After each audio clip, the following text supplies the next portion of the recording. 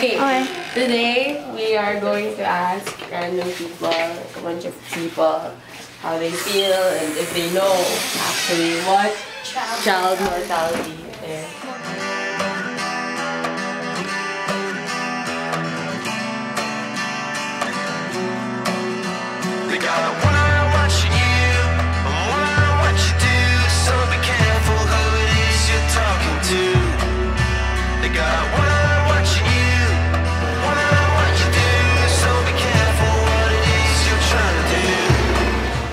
Hello, we are the students from MCHS, and today we are here to raise awareness about child mortality regarding our social studies project. We would like to ask you a couple of questions and about a serious topic. And we are here to conduct our interview. So first of all, what can you observe about these pictures? That is a child begging for something. Sad boy who need help. Parang matanda na siya. Okay. Palaboy? Sorry. I see. And that is a teddy bear? Parang teddy bear siya. Mosquito. No to dengue. So yung siya baby siya. No to abortion. So all of these pictures relate to each other and they're connected to an issue today called, what do you think it's? Child mortality. Yeah, child mortalities. Narinig niyo ba yung child mortality? O yun. So, First, in your own words, what do you think is child mortality? For me, child mortality is being common nowadays. Most specifically, child abortion. Reason of child's death.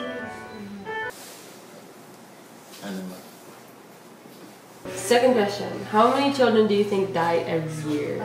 At what age? Thousands. Thousands. Where? The Philippines or?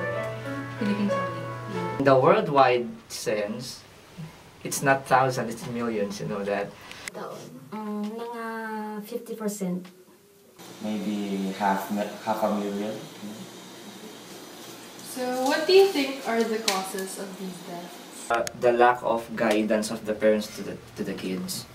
Okay. Well, in relation to poverty, syempre, siguro yung hunger and starvation. Conditions sa environment. Tapos, yung health conditions ng bata hindi okay.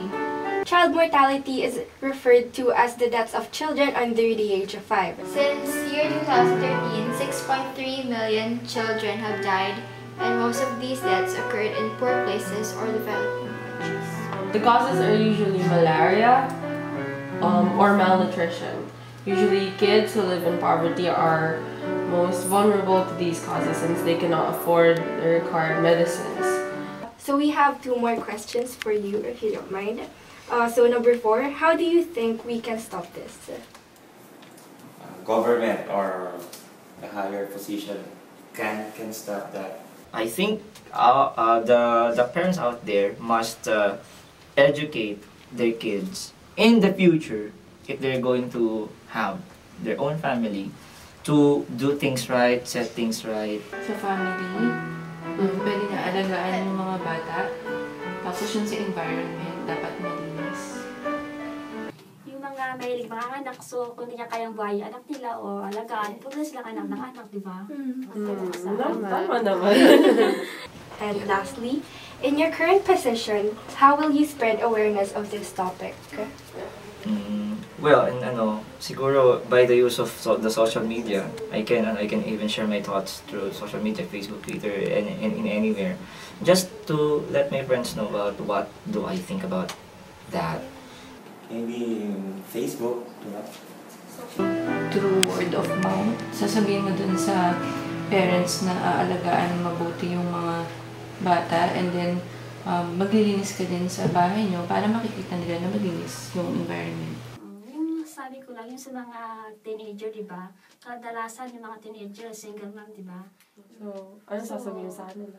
Hindi sila, wag nga sila makipag-boyfriend, tapos sila. Pakapagintay naman yung lalaki kung gusto kanila, di ba? Tama!